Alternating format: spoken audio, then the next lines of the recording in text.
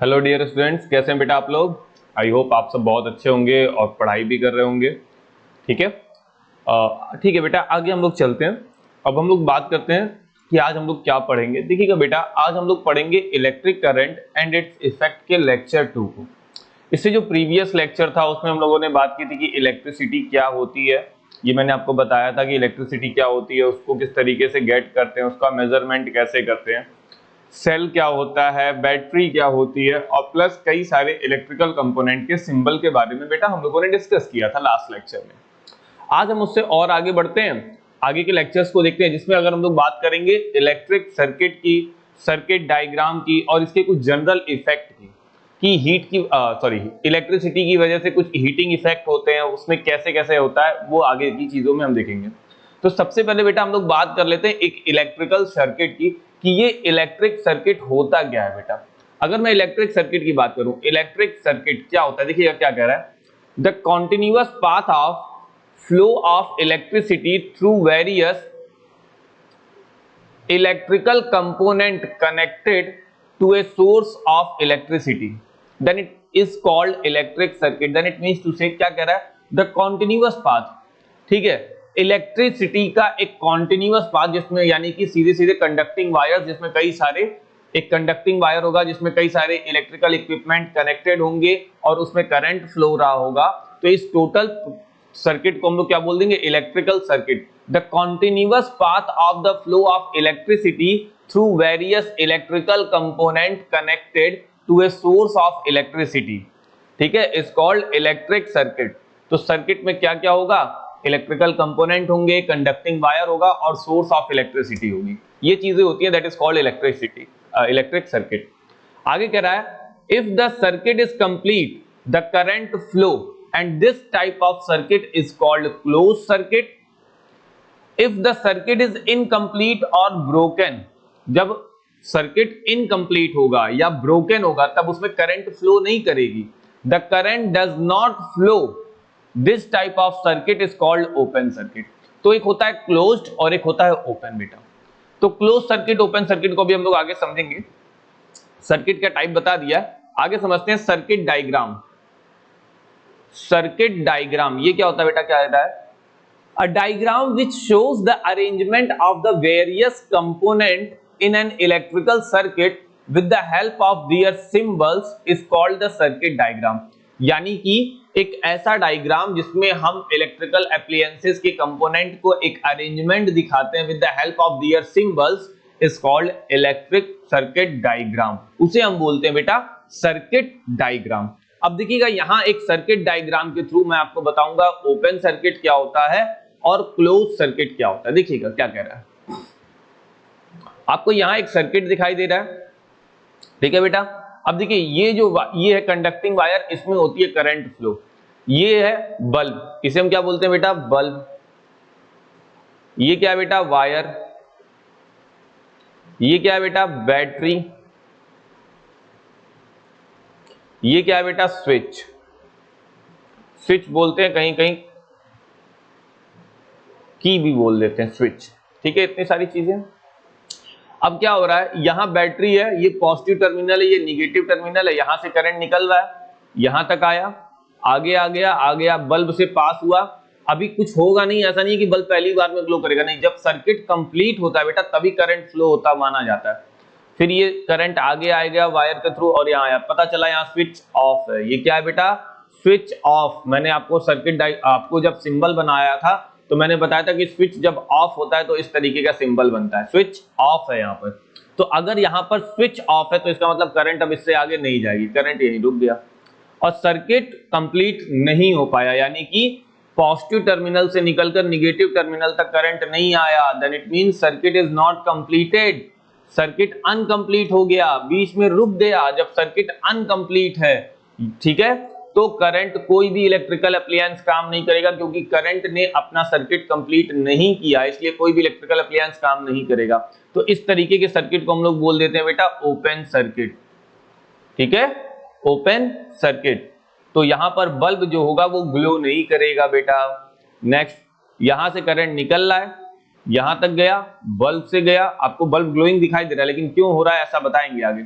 आगे ये करंट आ गया, और यहां आ गया स्विच। अब ये स्विच कैसा है बेटा, ऑन स्विच। अब ये जब स्विच ऑन है तो करंट आगे भी जाएगा और निगेटिव टर्मिनल तक चला जाएगा। तो करंट एक पॉजिटिव टर्मिनल से निकलकर वापस निगेटिव टर्मिनल तक आ गया, देन सर्किट इज कंप्लीट। अब यहां पर बेटा क्या हो रहा है कि सर्किट जो है वो पूरा का पूरा कंप्लीट है। अब बेटा जब सर्किट एकदम कंप्लीट है तो होगा क्या, जब सर्किट कंप्लीट है तो इससे अटैच्ड जितने भी इलेक्ट्रिकल एप्लायंसेस होंगे सारे के सारे वर्क करेंगे। इसलिए यहां पर ये जो बल्ब आपको दिखाई दे रहा है ये ग्लोइंग कंडीशन में दिखाई दे रहा है। ठीक है, तो जो क्लोज सर्किट होता है यहां पर सारे इलेक्ट्रिकल एप्लायंस वर्क करते हैं और ओपन सर्किट में इलेक्ट्रिकल एप्लायंस वर्क नहीं करते। अब देखिएगा एक ओपन सर्किट ये भी है,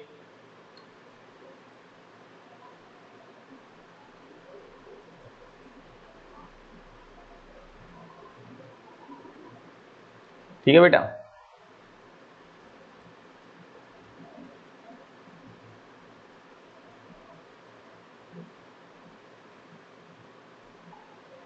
यहां पे स्विच ऑन तो है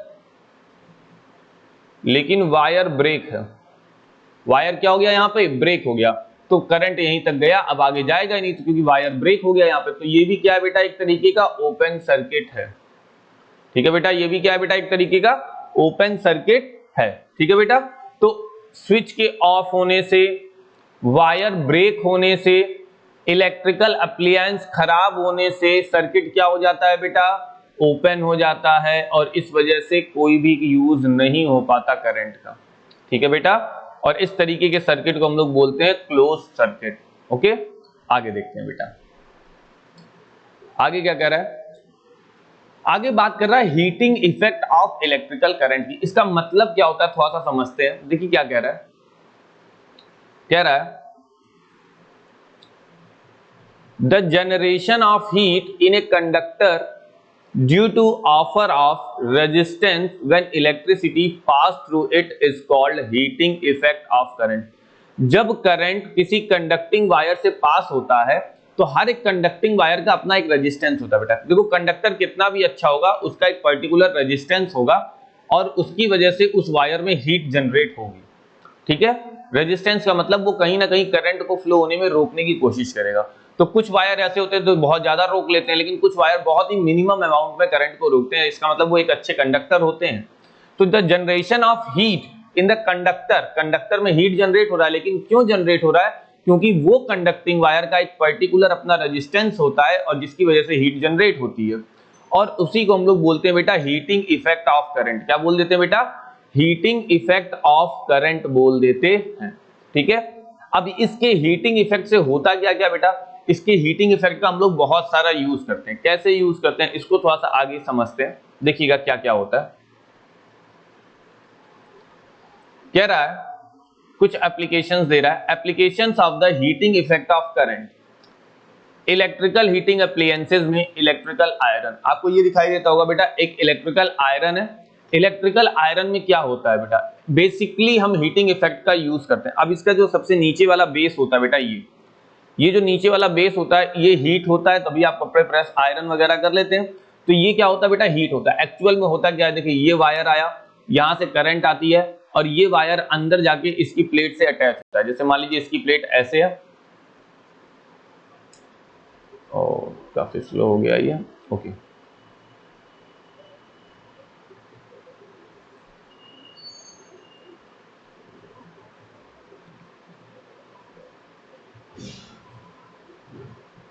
ये पीछे के साइड इसकी प्लेट है और ये काफी बैड कंडक्टर होते हैं जो कि हीट होते हैं और वायर इनसे आगे अटैच हो जाती है। ठीक है, अब ये करंट वाले वायर आते हैं, ये रेजिस्टेंस ऑफर करते हैं, ये काफी हाई रेजिस्टेंस ऑफर करते हैं, जिसकी वजह से ये क्या होने लगते हैं बेटा, हॉट होने लगते हैं। और ये हॉट होते हैं और इस तरीके से आयरन हमारा वर्क करता है। तो एक्चुअल में आयरन विदाउट इलेक्ट्रिसिटी तो हॉट होता नहीं है। क्यों हॉट होता है, क्योंकि यहाँ जो मटेरियल होते हैं ये काफी हाई रेजिस्टेंस जनरेट करते हैं और हीटिंग इफेक्ट को जनरेट कर लेते हैं। ठीक है बेटा, और इस तरीके से हमारा आयरन, इलेक्ट्रिकल आयरन यूज करते हैं हीटिंग इफेक्ट की वजह से। ठीक है बेटा, आगे इलेक्ट्रिकल गीजर, अगर मैं बेटा बात करता हूं इलेक्ट्रिकल गीजर की, ये भी हमारे हीटिंग इफेक्ट का जनरेट करता है। तो ये देखिए हमारे पास बेसिकली दो तरीके के गीजर आते हैं, एक होता है बेटा इलेक्ट्रिकल गीजर, तो दूसरा हमारे पास एक आता है गैस गीजर। ठीक है, तो गैस गीजर की हम यहाँ बात नहीं कर रहे हैं बेटा, हम यहाँ जो बात कर रहे हैं वो इलेक्ट्रिकल गीजर की बात कर रहे हैं। क्यों? क्योंकि हमें इलेक्ट्रिसिटी का हीटिंग इफेक्ट पड़ना है, ठीक है। अब इसमें भी क्या होती है, रॉड्स होती हैं, ये भी एक इंसुलेटेड रॉड्स होती हैं। करंट आया, इन रॉड्स में गया और ये काफी हाई हीट जनरेट करते हैं। ये क्या करते हैं बेटा, हीट्स जनरेट करते हैं। अब यहाँ पर एक कंटेनर होता है, इसमें पानी आके फिल हो जाता है। अब ये जब हॉट होंगे तो इनमें कलेक्टेड वाटर भी क्या होने लगता है बेटा, हॉट होने लगता है। और फिर यही पानी यहाँ से आउटलेट के थ्रू, गीजर के आउटलेट के थ्रू हमें मिलता है और हमें लगता है कि गर्म पानी आ रहा है, ठीक है।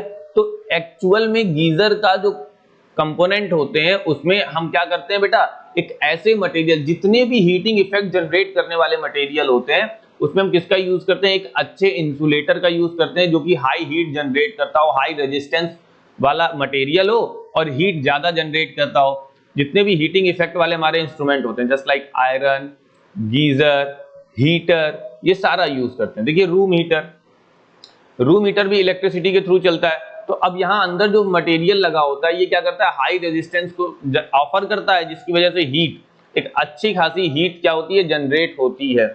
तो यहाँ क्या होती है बेटा, हीट जनरेट होती है और इसकी वजह से रूम हीटर काम करता है। इलेक्ट्रिकल बल्ब, थोड़ा सा इसको समझते हैं। एक्चुअल में देखिएगा इलेक्ट्रिकल बल्ब को थोड़ा सा डिटेल में हम लोग समझेंगे, होता क्या है इलेक्ट्रिकल बल्ब में। देखिएगा एक यहाँ से दो वायर पास होते हैं, दो टर्मिनल हमको यहाँ दिखाई देते हैं। एक वायर ऐसे जाएगा अंदर की तरफ, यानी कि एक से करंट अंदर जाएगा, और देखिएगा ये वायर ये ऐसे जाता है। अब देखिएगा एक पोजीशन ये है, ये एक अच्छा खासा क्या होता है बेटा हमारा, ये एक अच्छा खासा कंडक्टर होता है। अब यहाँ पर देखिएगा आपको स्प्रिंग टाइप की दिखाई देती है, दैट इज कॉल्ड फिलामेंट। इस स्प्रिंग टाइप के स्ट्रक्चर को हम लोग क्या बोल देते हैं बेटा, फिलामेंट, ठीक है। स्प्रिंग टाइप का जो स्ट्रक्चर है बेटा हमारे पास, उसको हम लोग क्या बोल देते हैं बेटा, फिलामेंट। ये स्प्रिंग टाइप का स्ट्रक्चर होता है, फिलामेंट बोलते हैं। बेसिकली ये टंगस्टन का बना होता है फिलामेंट। ये किसका बना होता है बेटा, टंगस्टन का बना होता है, ठीक है। ये टंगस्टन का बना हुआ फिलामेंट होता है। और एक्चुअल में टंगस्टन जो होता है बेटा वो हाई रेजिस्टेंस को ऑफर करता है। हाई रेजिस्टेंस को ऑफर करने का मतलब इलेक्ट्रिसिटी कम फ्लो होती है, इसका मतलब ये क्या करेगा, हीट को इफेक्ट जनरेट करेगा। तो करंट यहां से इस फिलामेंट में जब जाती है तो ये हाई रेजिस्टेंस को जनरेट करने वाला होता है, जिसकी वजह से क्या होता है, ये हीट को जनरेट करता है। और तो और ये इतना पतला होता है कि हीट को जनरेट करते करते ये काफी ग्लो करने लगता है, ग्लो करता है और रेड कलर में ग्लो करता है, ये काफी लाल हो जाता है। फिर ये करंट वापस इस रास्ते से आती है और ये अपना सर्किट कंप्लीट करके इस वायर से निकल जाती है, ठीक है। तो यहाँ पर जो फिलामेंट होता है बेटा, जो कि टंगस्टन वायर का बना होता है, ये काफी हाई रेजिस्टेंस जनरेट करता है, जिसकी वजह से ये ग्लो करने लगता है रेड कलर में। अब इसके ऊपर हम लोग आउटर केसिंग करते हैं ग्लास की, और इसमें हम लोग गैस भर देते हैं बेटा, आर्गन। क्या भर देते हैं, आर्गन गैस फिल करते हैं। अब इसमें आर्गन गैस फिल करने से होता क्या है कि ये जो रेड कलर का ग्लो होता है, ये जो हमारा टंगस्टन यानी कि फिलामेंट रेड कलर में चेंज होता है, तो ये आर्गन गैस की वजह से काफी ग्लोइंग में आ जाता है। और इस तरीके से ये क्या करता है, हीटिंग इफेक्ट के साथ साथ लाइटनिंग इफेक्ट भी जनरेट करता है। लेकिन कहीं ना कहीं ये लाइट के साथ साथ हीटिंग इफेक्ट भी जनरेट करता है। अगर एक बल्ब ग्लो कर रहा हो और आप उसको टच करना चाहेंगे यहाँ से, तो पता चलेगा ये काफी हॉट आपको मिलेगा। क्यों? क्योंकि हीटिंग इफेक्ट तो ये जनरेट कर ही रहा है, ठीक है बेटा। तो ये बेसिक हमारा इलेक्ट्रिकल बल्ब होता है बेटा, ठीक है। आगे समझते हैं इलेक्ट्रिकल फ्यूज। देखिए ये भी हमारे हीटिंग इफेक्ट पे ही काम करता है, इलेक्ट्रिकल फ्यूज। अभी हम इसको डिटेल भी करेंगे, ये भी हमारे हीटिंग इफेक्ट पे काम करता है। पहले हम लोग इसके बारे में देख लेंगे। एक होता है एमसीबी, ये भी एक तरीके का फ्यूज है। तो थोड़ा सा पहले इसको देख लेते हैं, फिर हम लोग इसके बारे में बताते हैं, ठीक है। होता क्या बेटा, देखिएगा, कह रहा है a fuse or a circuit breaker is a device which protect appliances from overload. एक फ्यूज जो होता है वो हमारे एप्लायंसेस को ओवरलोडिंग से बचाता है। कह रहा है in case of excessive current the wire of the fuse melt resulting in breaking of the circuit. जब बहुत ज्यादा एक्सेस करंट आता है, ओवरलोड करंट आता है, तो वायर टूट जाता है फ्यूज का। और फ्यूज का वायर टूटने से क्या होता है, करंट का सर्किट बंद हो जाता है, यानी कि अब करंट नहीं मिलती है। कह रहा है thus no current flow through the main appliances. अब कोई भी करंट नहीं जाएगा, यानी कि सारे एप्लायंस काम करना बंद कर देंगे। Some of the causes of the excessive current are. Excessive current के क्या क्या कॉज हो सकते हैं, शॉर्ट सर्किट। कह रहा है short circuit can occur due to the direct touching of two wires water seepage inside electrical circuit. दो वायर को डायरेक्टली कनेक्ट कर दिया गया तो बहुत ज्यादा हीट जनरेट हो जाती है और शॉर्ट सर्किट इसे बोलते हैं। कुछ इलेक्ट्रिकल सर्किट में या इलेक्ट्रिकल अप्लायंसेस में पानी का जाना, ठीक है, जिसकी वजह से शॉर्ट सर्किट होता है। ओवरलोड, ओवरलोड क्या होता है बेटा, इसको समझ लेते हैं। ओवरलोड में कह रहा है connection of many devices in a single socket, यानी कि एक सिंगल सॉकेट जहां से बहुत ज्यादा करंट नहीं आती है लेकिन वहां पे बहुत सारे सॉकेट हम बहुत सारे अप्लायंसेस लगा दिए हैं ताकि वो बहुत ज्यादा करंट दे। तो होगा क्या कि भाई उसकी इतनी स्टेमिना है नहीं कि उतना करंट वो वहां से निकाले और हम उस पे डिवाइस लगाए जा रहे हैं, तो वहां पे ओवरलोडिंग हो जाती है उस सॉकेट पे। क्या हो जाती है बेटा, ओवरलोडिंग हो जाती है। The connection of many devices into the single socket, तो वहां पर करंट एक लिमिटेड अमाउंट ऑफ करंट आती है लेकिन आपकी रिक्वायरमेंट वहां पर बहुत ज्यादा रहती है, तो वो ओवरलोडिंग की कंडीशन हो जाती है। ठीक है बेटा, तो आइए थोड़ा सा पहले हम लोग समझ लेते हैं कि किस तरीके से हमारा फ्यूज वर्क करता है। ठीक है, देखिएगा ये हमारा फ्यूज है। ओके, तो फ्यूज को थोड़ा सा देख लेते हैं किस तरीके से हमारा फ्यूज वर्क करता है, इसको थोड़ा सा समझेंगे। ठीक है बेटा, देखिएगा होता क्या है।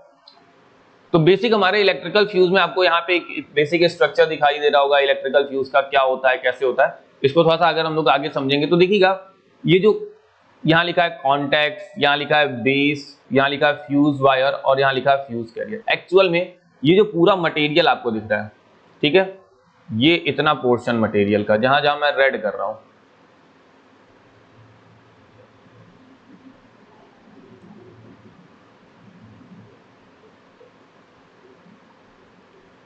ये पूरा मटेरियल काफी अच्छे इंसुलेटिंग मटेरियल से बना होता है।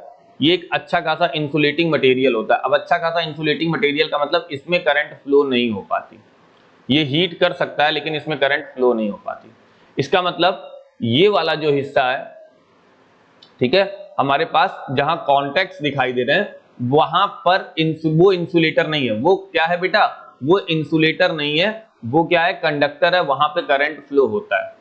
ठीक है, अब ये जो इंसुलेटर, ये जो हमारे कंडक्टर होते हैं, यहाँ पे हम लोग क्या किए, एक स्क्रू लगाए और वायर को कनेक्ट किए। देखिए ये वायर यहाँ से ऐसे जा रहा है और फिर इसमें से निकल के इस पॉइंट तक जाता है वायर, ये सर्किट को कंप्लीट करने का काम करता है। ठीक है, तो वायर एक पोजीशन से दूसरे पोजीशन तक जाता है, ये सर्किट को कंप्लीट करने का काम करता है। अब एक्चुअल में होता क्या देखिएगा, जैसे मान लीजिए ये एक बोर्ड है, बोर्ड में एक कनेक्शन इधर होगा और एक कनेक्शन इधर होगा, जिसमें से पहला कॉन्टैक्ट यहाँ पर और दूसरा कॉन्टैक्ट नीचे की साइड में लगेगा। अब यहीं से करंट का सप्लाई हमारे घरों में होता है, सारे सब कुछ होके यहाँ तक आते हैं, यहाँ पर तमाम इलेक्ट्रिकल अप्लायंसेस लगे होते हैं। ठीक है, और अब भाई सर्किट अभी कंप्लीट तो हुआ नहीं, सर्किट को कंप्लीट करेगा हमारा ये, तो ये हमारे घर के मेन बोर्ड्स में ज्यादातर फ्यूज लगा होता है। अब जब हम इसको अटैच करते हैं तो वायर यहाँ से यहाँ कनेक्ट होके हमारा क्या कर लेता है बेटा, कंप्लीट कर लेता है। अब होता क्या है, जब excess amount of current need होता है, बहुत ज्यादा हमने इलेक्ट्रिकल अप्लायंसेस लगा दी तो बहुत ज्यादा हीट जाएगी, तो यहाँ पर एक वायर हम लगाते हैं। हर एक वायर की अपनी एक लिमिट होती है हीटिंग की। एक वायर एक्सेस हीट होने पे क्या हो जाता है, ब्रेक हो जाता है। यहाँ वाले फ्यूज वायर जो होते हैं एक्सेस हीट होने पे क्या होंगे, तुरंत ब्रेक हो जाएंगे। तो ओवरलोडिंग से हम लोग को बचने के लिए, इलेक्ट्रिकल शॉक से बचने के लिए क्या होता है कि यहाँ पर हम फ्यूज लगाते हैं, क्योंकि जैसे इलेक्ट्रिकल शॉक या ओवरलोडिंग होती है हीटिंग इफेक्ट बहुत ज्यादा आने लगता है और उसी हीटिंग इफेक्ट वजह से ये वायर ब्रेक हो जाते हैं। होता क्या है, बहुत ज्यादा इलेक्ट्रिकल अप्लायंसेस लग गए, ओवरलोड हो रहा है, इलेक्ट्रिकल शॉक हो रहा है, तो ये वायर हीट होंगे और हीट होके तुरंत मेल्ट होंगे और मेल्ट होते ही ये ब्रेक करेंगे। जैसे ही ये ब्रेक करेंगे तो इसका मतलब क्या हो जाएगा बेटा कि ये टूट गए, मेल्ट होके ये क्या हो जाएंगे बेटा, टूट जाएंगे। और जब ये टूट जाएंगे तो सर्किट इनकम्प्लीट हो जाएगा और जैसे ही सर्किट इनकम्प्लीट होगा तो करंट फिर से फ्लो होना बेटा बंद हो जाएगी। Is that clear? तो करंट फिर से फ्लो होना बंद हो जाती है। तो इस तरीके से फ्यूज या इलेक्ट्रिकल फ्यूज वगैरह हमें सेव करते हैं। ठीक है, लेकिन अब उसकी टेक्नोलॉजी को हम लोगों ने और इंक्रीज कर लिया। अब हमारे घरों में फ्यूज की जगह कहीं कहीं आपको मैक्सिमम जगहों पे एमसीबी दिखाई देती है, मिनिएचर सर्किट ब्रेकर। ये क्या होता है इसको थोड़ा सा समझते हैं। देखिएगा बेटा, an MCB is a switching device which automatically turn off when the current exceed and safe limit।